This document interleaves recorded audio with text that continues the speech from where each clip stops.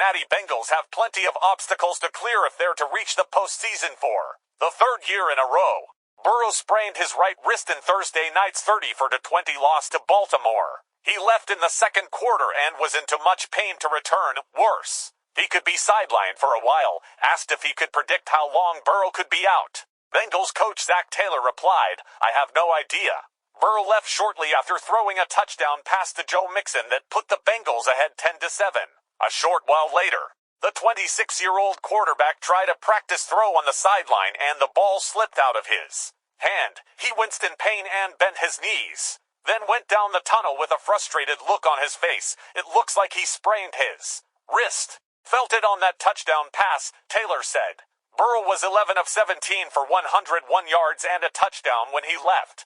Backup Jake Browning replaced him with the Bengals down 14-10. Burrow was back on the sideline as halftime ended but did not return to the game when Cincinnati started the third quarter with the ball. He was ruled out around then. Burrow dealt with a calf injury earlier this season, but he hasn't missed a game this year. He's been sidelined for only one game since the start of the 2021 season, while leading Cincinnati to back-to-back AFC title games and a Super Bowl appearance. Now, it's unclear if Burrow will be available when the two-time defending AFC North champions try to rebound at home against Pittsburgh on November 26. Burrow's injury is yet another blow to the Bengals 5-5 in a topsy-turvy year in which they opened 1-3, then rattled off for straight victories before falling 30-27 at home Sunday against Houston. Now, Cincinnati trails Baltimore 8-3 by 2.5 games in the division, a deficit even more daunting because the Ravens swept the season series. Yet in the wake of this lopsided loss,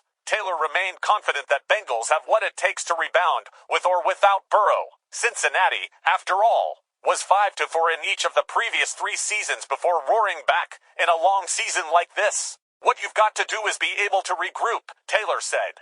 "We've done this kind of situation before. We've got to rally these last 7 weeks. Great opportunity at home against Pittsburgh to get started on that track. Don't get it twisted on what kind of team we have." He added, "We have a chance to regroup.